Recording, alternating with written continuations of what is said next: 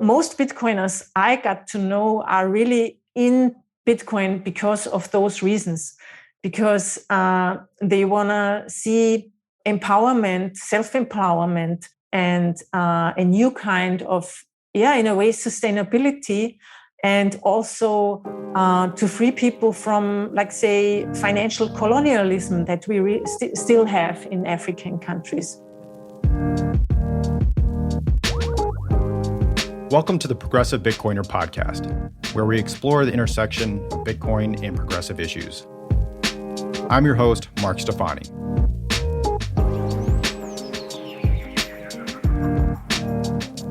My guest today is the one and only Anita Posch. Anita needs no introduction to the Bitcoin community because she has been providing unparalleled education and advocacy for several years. She has traveled the world in order to help teach people about Bitcoin. Most recently, she has been in Africa with her new venture, Bitcoin for Fairness. Anita's goal is to bring Bitcoin to billions through her educational work, and she is well on her way to doing so. So without further ado, Anita Posch.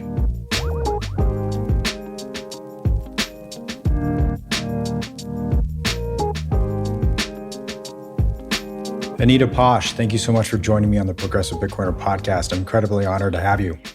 Yeah, thank you very much, Mark. Thanks for the invitation. I'm also honored to be here. Thank you. Well, where do we find you right now?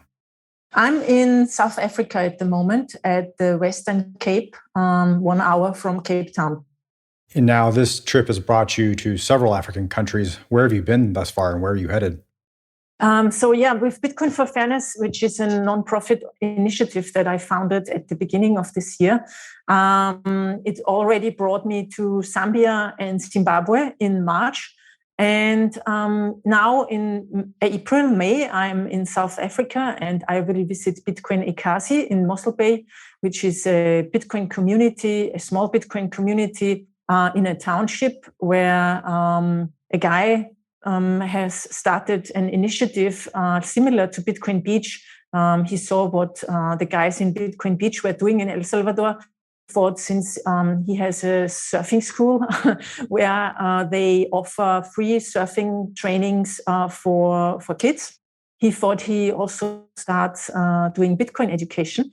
And as far as I know, and that's what I want to see, like in person and also try, is they already have some of the street shops, the street vendors accepting Lightning. And I'll go there, I will visit them, I will talk with them. And also we're going to do a hardware wallet workshop together because, they don't have hardware wallets here. And these are the sort of problems and hurdles we can definitely talk about in this interview later on. And from here, I will go to the Oslo Freedom Forum to moderate a panel there on the question of how democratic is Bitcoin, something like that. And after that, I'm going to Zimbabwe again to work a little bit more with the people I've met there and to strengthen, on the one side, our relationship, but also their knowledge in Bitcoin. And I would really like them to start doing regular local Bitcoin meetups and things like that. So in the course of the year, in autumn, like September, October, November, I will go to Latin America and do kind of the same work there. And I'm also very much looking forward in December. There will be the first African Bitcoin only conference in Ghana, which I want to attend. And then I hope I can go to Nigeria. And then the year will end and I will take some holidays.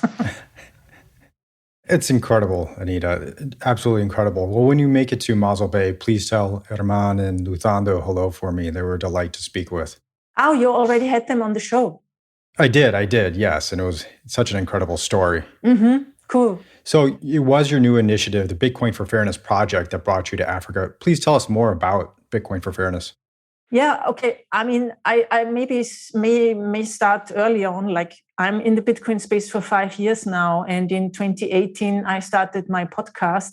And from then on, I always have been interested in the use cases where I think people need Bitcoin the most, which is like disadvantaged people, people that are not, how shall I say, don't have the same chances in our society, and also like people in emerging countries. We know that like 45% of the global population live in countries with authoritarian leaders and not in full democracies, basically the opposite of that. And I think that that's where Bitcoin is needed the most. And that's why I always have been interested in the stories of the people in these countries, the early Bitcoiners there, what they are saying, what we can learn from them. And I had a lot of them on my podcast in 2018, 19, and 20. And from that work focus on, I realized that it would be great to do more in that direction, because actually nobody is really doing it, I think, in the way I'm doing it at the moment. And I had the idea to broaden the work I'm doing in the sense of giving other people also kind of a platform to support the work or to contribute in their ways. And so that's what I'm trying to build at the moment, so that Bitcoin for Fairness can be a vehicle for more people or innovative ideas to support building knowledge about Bitcoin in these countries. So it's a not-for-profit specifically focused on education in developing nations. Is that correct? Yes, that's correct. Exactly. Fantastic. Well, you had mentioned stories, and I'm curious to know if you could tell us a couple of those stories that have stood out to you the most in your travels in Africa thus far. Yeah, for instance, I mean, what's really standing out is the fact that in many of these countries where the Bitcoin adoption is very low, that are, for instance, Zambia and Zimbabwe, which I've visited in March, most of the people really still believe Bitcoin is a scam and that it's not credible because everybody knows someone who has been scammed.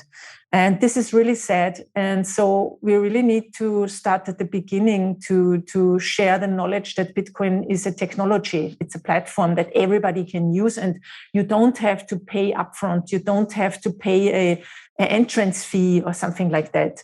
And it's really great to see then when people realize, oh, it's really a working technology. Is a little bit like the internet. Like you can send money over the internet now for free and in a way uncensorable, and your government can't take away the money from you. You really see how people like light up, and it was very funny for me in a way to see, or interesting. I was talking with a guy who owns a security company in Zambia, in the capital in Lusaka, and he said to me, my friend introduced me to Bitcoin in 2018 or something, but then he got scammed, and then I never tried it again. I never invested. I never wanted to be scammed, of course. And I said, I understand that.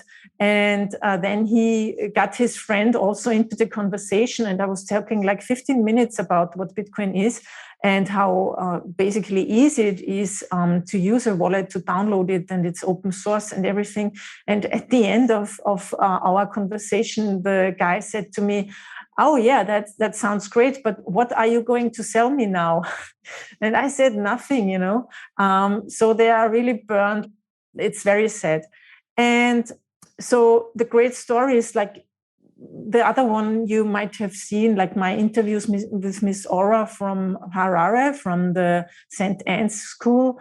Now we were able to donate 5 computers, I think, now for the school. And she always tells me how great it is that she got to know about Bitcoin through my work, and how much it has helped her also in her side business in a way, because she's not only the headmistress of the school. Miss Aura has, I think, she only sleeps 4 hours per night or something because she has to work so much.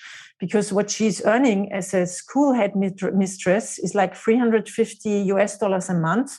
But the rent for her house where she lives with her daughter is $400. So you can imagine that people really have to work a lot to make ends meet. And I don't really know how they are doing it. But she's also an entrepreneur on the side. And she says, now I can finally pay my freelancer in Kenya. I pay him in Bitcoin. She also told me her parents now have a little bit of Bitcoin. And that's the way, actually, I think that real sustainable adoption is working, from one person to the next, telling the story of what it has enabled them to do. And how much freedom that they get through using Bitcoin. And so I think from a small seed, I hope that it grows into a harvest for everyone in a way. And so these are some of the stories. Or maybe what also was very great to see or moved my heart a little bit. In Harare in Zimbabwe, I did a talk, and a guy on Twitter contacted me and said, are you also coming to Bulawayo? And I said, no, sorry, this time I can't come. Bulawayo is the second biggest city of Zimbabwe. And it's 6 hours by bus on a very, very bad road. And he then really came. So he drove 6 hours by night to come to my event. And then it turned out that he describes himself as a Bitcoin maximalist. And he said to me, I had the feeling I'm completely alone, but finally I'm meeting other Bitcoiners in Zimbabwe. And also then he got in contact with other Bitcoiners in Bulawayo. So actually they lived in the same town, but they didn't know each other. And so he then set up a WhatsApp group, a Bitcoin-only WhatsApp group in Zimbabwe. And my friends in Zambia were able to arrange a Bitcoin-only group in Zambia.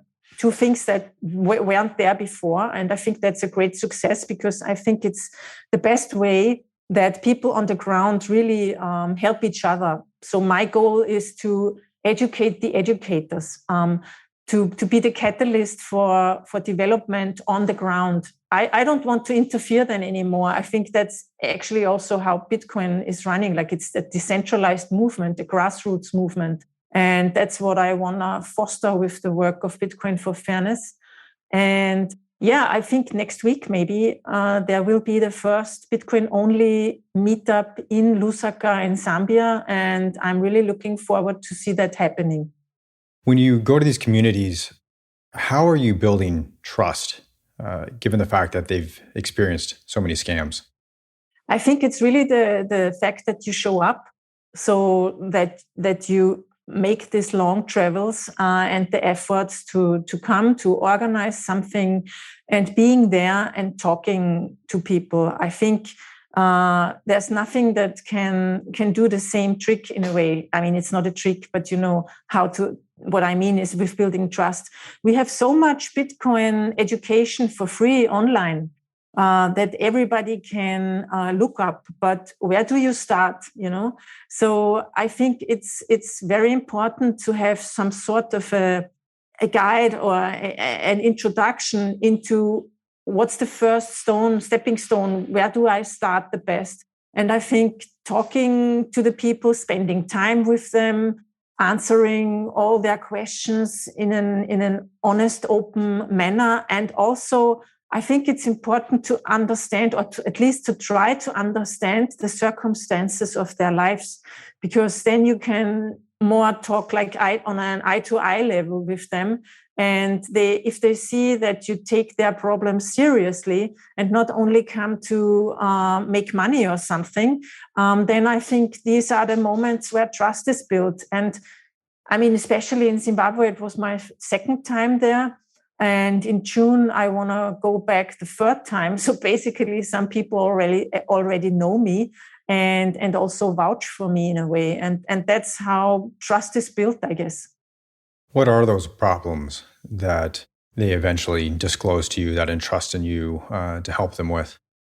You mean now with Bitcoin or in general in the life? Specifically with Bitcoin, yes. No, as I said before, the problem is first that they believe it's a scam and that they don't know where to start. So, yeah. And because there are hundreds, I think, of Bitcoin wallets in those Play stores or on the Apple Store. And so the basic guidance or explanation, it starts basically with what is Bitcoin. And then I explain all the properties, all the advantages Bitcoin has compared to their local currencies, especially in Zimbabwe. And the next step is then to tell them about self-custody, how important it is.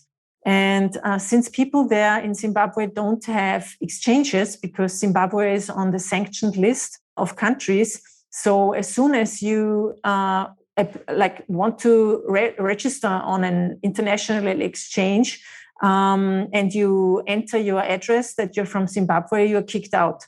And so there is also the need, and that's what I find interesting and at the same time good in a way, is that most or like everything, or all the Bitcoin exchange to US dollars or local currency happens peer-to-peer, without any exchanges, because there are no exchanges. So you need to first actually you get to know people who already are doing something with Bitcoin. And then you are invited, or you can get into these WhatsApp groups, into these different groups. And so it's really very, very basic, the questions that people ask me. So it's very basic education. Is there a particular property of Bitcoin that resonates the most with people that you've met on your travels? Oh, yeah, that it's not inflationary and that you don't need a bank, because similarly, like in Zimbabwe and in Zambia, all the people told me we don't trust banks. So they don't trust their banks, they don't trust their governments. And that's why when you tell them it's scarce, you only ever have 21 million Bitcoin, nobody can change that basically. Then they immediately understand why it matters to them. Because in Zimbabwe, there have been a lot of occasions where the government just said, okay, now we're closing your US dollar accounts, and from now on, this is the Zimbabwe dollar. And within a few years, the value declined so much that it's now 4 years since this happened or something. And now I think the collapse of the Zimbabwe dollar is very close or near.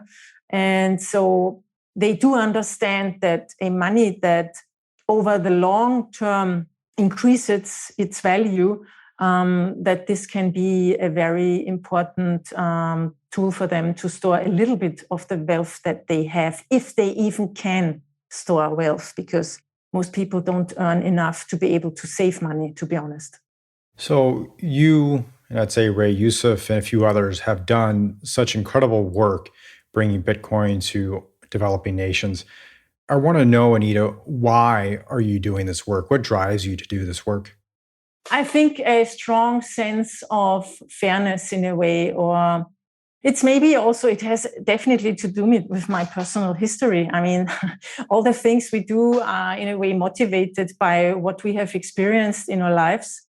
I think one of the most influential stories in my life was the fact that my grandparents told me a lot about the times when the Nazis came to Austria and what happened to them and to their Jewish friends and things like that. So, and they also told me how fast everything happened, and they didn't have the power to change anything. And from one day to the other, the system had completely changed, against them basically. And so I'm very aware of this power shifts that can happen very soon or fast, also in our so-called developed regions.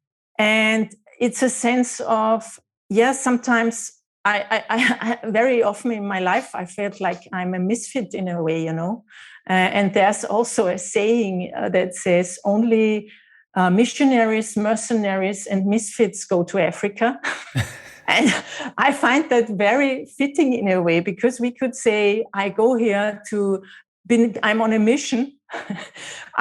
You could also say, if you argue against me in a bad way, like you could say I'm a mercenary because I want to maybe get rich, which is silly, but you could argue that.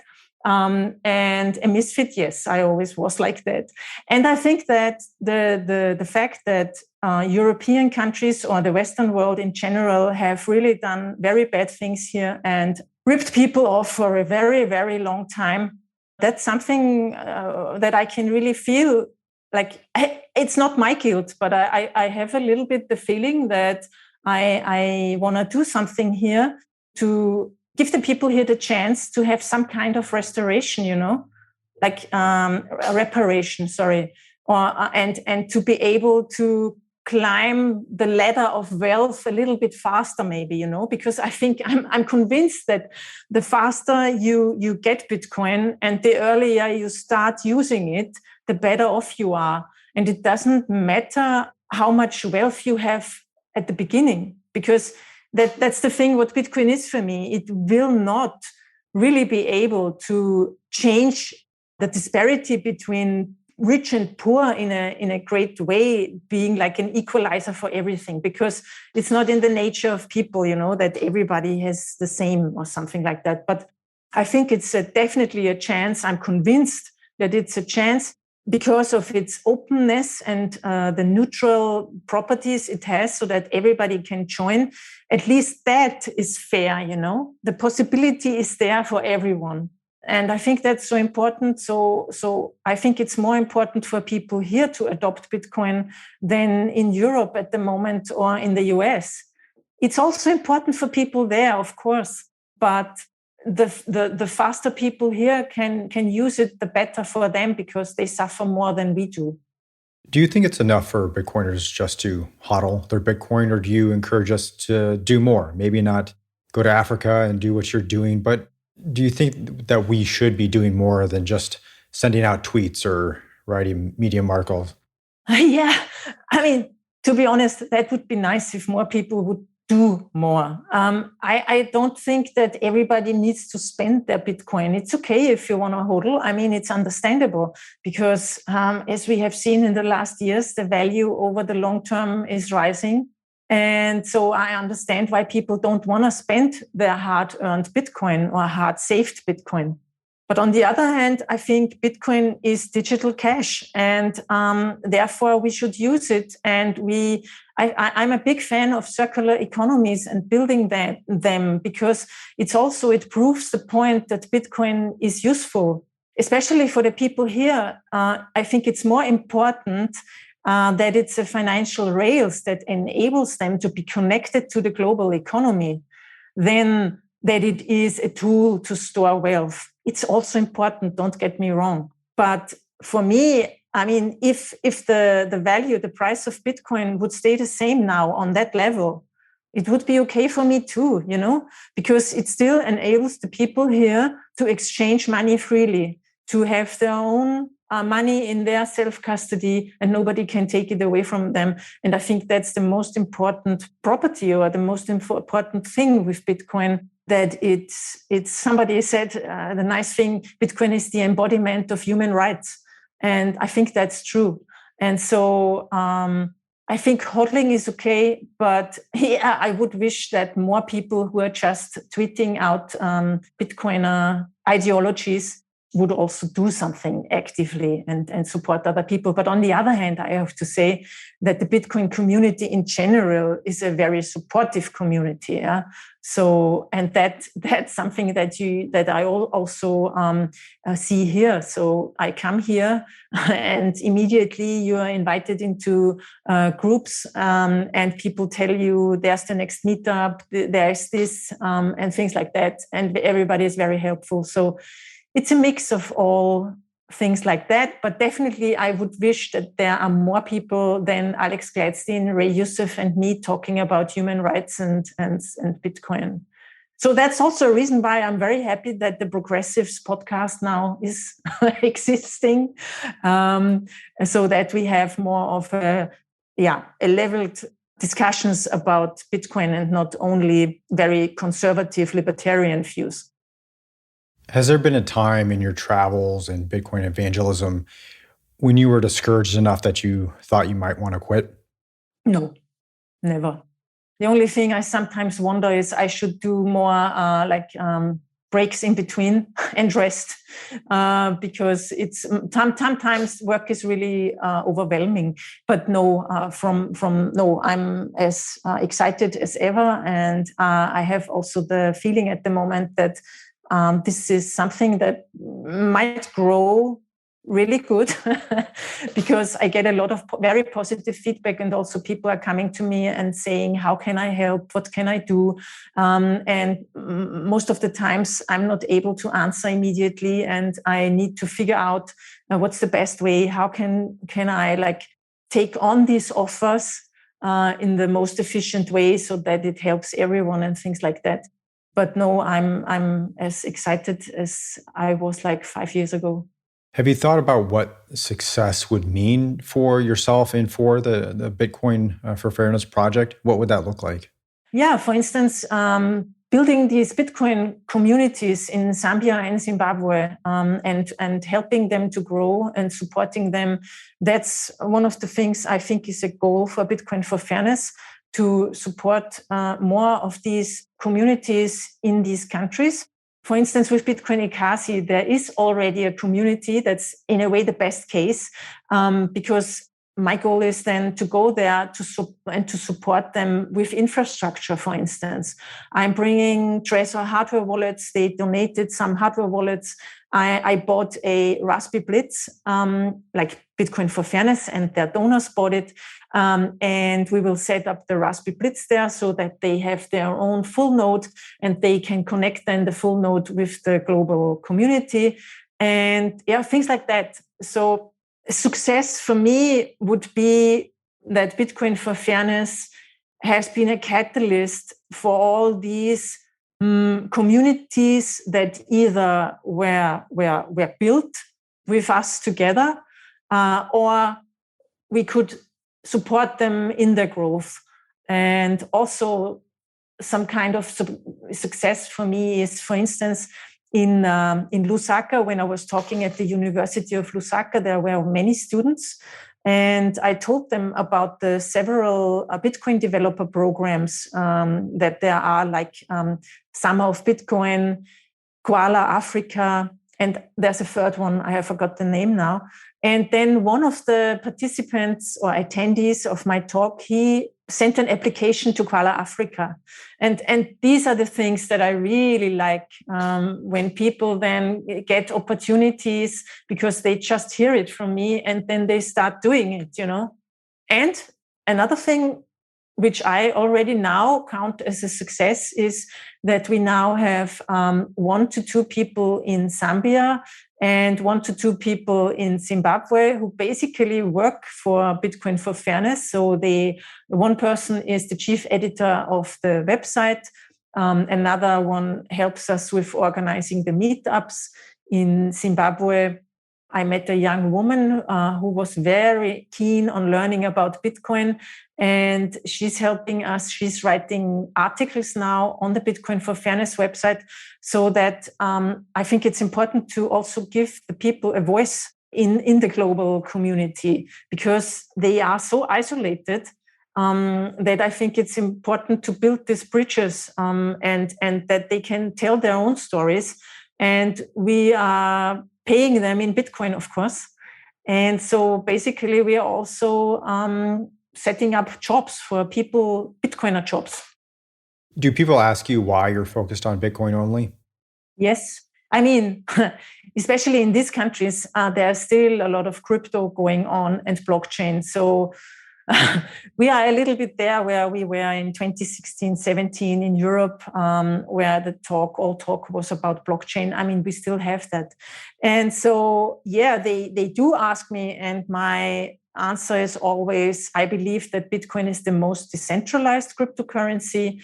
There is no leader in Bitcoin, no company behind it. And I think this is a very good quality or property it has compared to the other technologies or altcoins. And also, I think it's the most secure blockchain that wants to be money. And I find this conservative approach to developing Bitcoin very favorable. I think if you own money, you want a conservative form of development and not develop, how's it called? Code fast, break things, or something. Yeah. Move fast, break move things. Move fast and break things. Yeah, exactly. Yeah. So, and they very often then understand, yeah. But of course, if you have, in Zambia, for instance, the talk I was giving there were also two other speakers on the flyer. They were on the program, on the agenda. But when I got there in the morning, suddenly there was a new guy, and I didn't know who he is. He was very nice and a good speaker. And then I realized, this guy is speaking about Axie Infinity. And so he was basically really like it's in these pyramid schemes, telling people how much money they can make. And then he had some young people there which then had to explain their successes with Axie Infinity. It was weird, but yeah, so you have this, there's the Bitcoin educator, and then you have Axie Infinity, and left from me was Blockchain Africa. And it's a long way to go, but they will find it out too, I guess. You've interviewed so many incredible people all across the world, and I don't want you to go through all those stories again. I want to point our listeners to your website and your podcast. But I do want you to share one story, and that's Miss Ora's, I believe, in the school that she was able to rebuild due to Bitcoin donations. Can you tell us a little bit more about her story? Sure. I met Miss Ora the first time in February 2020, and we were talking about the general situation in Zimbabwe. So she was explaining to me how the money system works and how complicated it is to make a living in Zimbabwe. And it was also the first time that she got to know more about Bitcoin through me. She was interested in it because she's also a digital entrepreneur, but she didn't really know much about it. And so when we did our first had our first conversation together, we set up a Bitcoin wallet on her phone. So that gave us the possibility then already in 2020 to do this first call for donations for the school. So she's the headmistress of St. Anne's School, which was back then a school for about 60 pupils, I think. And they had to close it down because of COVID. And then, of course, they didn't get any fees anymore from the parents because the children didn't come to school. So they had to close it down, and they lost the building that they already had rented for, I think, 50 years or something like that. And so they had to move out and didn't have school anymore. And then we did the first donation campaign, and then they were able to buy office utilities and stuff so that the children could learn from home.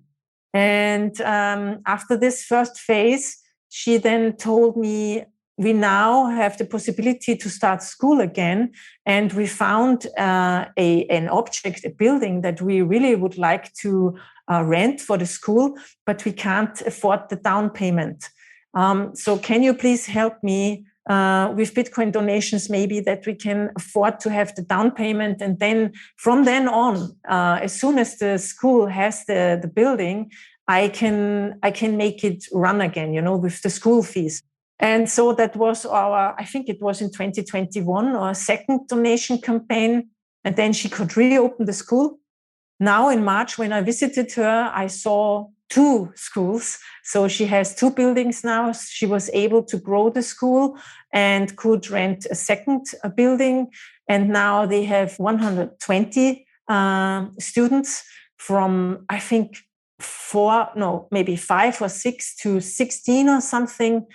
And then she said to me, look, these are the tables for our computers. And do you see a computer? And I said, no. And she said, so we really can't afford the computers. And I said, okay, that's a great thing that what we could do. We could do another donation round and try to get you the money for 10 computers.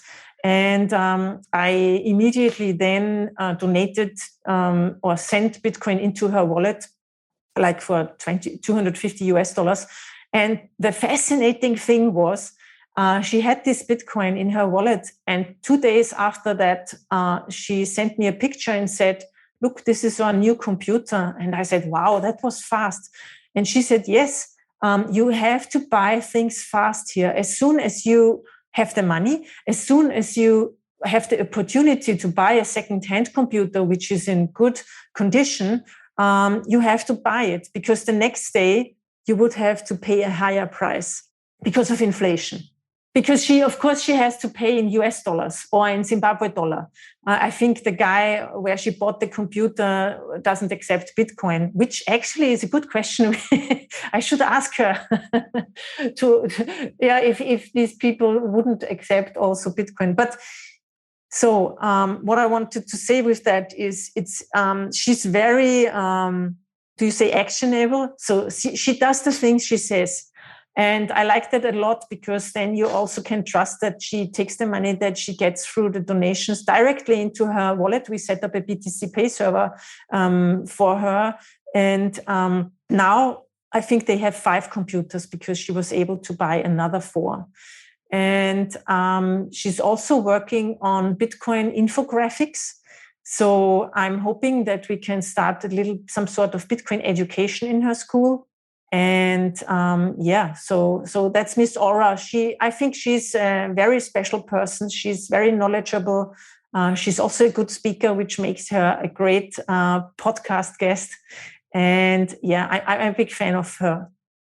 Well, it turns out, Anita, that you're a very special person too, and a good speaker. Thank you. My last question for you is, what gives you hope? Bitcoin is hope, isn't it? So, actually, to be honest, for me, Bitcoin is hope. It gives me the hope that people have the chance to free themselves in many countries, like 50% of the global population, that they are able to free themselves from the dictatorships or authoritarian regimes under those they have to live. And it also gives me hope that the everlasting growth that we need to sustain the monetary system we're living in, the fiat system, which is, in my point of view, the reason why the situation on Earth with the climate change and things like that is so heavy or important. Sorry, I'm missing the word. So we're in a crisis, and I think the fiat system is the reason for it. So I hope that with this mindset of I rather save my money because I wait and I only buy things that I really need with Bitcoin, or I only spend Bitcoin if I support a circular economy and other Bitcoiners with it. I think that gives me hope. And what also gives me hope is that most Bitcoiners I got to know are really in Bitcoin because of those reasons, because they want to see empowerment, self-empowerment, and a new kind of, in a way, sustainability, and also to free people from, like, say, financial colonialism that we still have in African countries. So, I have a lot of hope for the world, and also the young people give me a lot of hope. So with all the bad things that are happening at the moment, also in Europe with the Ukraine and Russia, I still am very optimistic. And I think that's also something, with all the FUD stories and all the people who tell you always, the naysayers. I think if you're a naysayer, you can't change the world. You can't change things to the better because you only criticize things. So it's only the people who really have hope, have optimism, and believe in the vision of what Bitcoin can do and other technologies that will help us grow and go forward, that these are the most important people and ideas. And so that gives me hope too. And also your podcast and the people in your community also give me hope. Anita, please tell people how they can best support you in the Bitcoin for Fairness project. Yes, thank you. So they can follow me on Twitter at Anita Posch.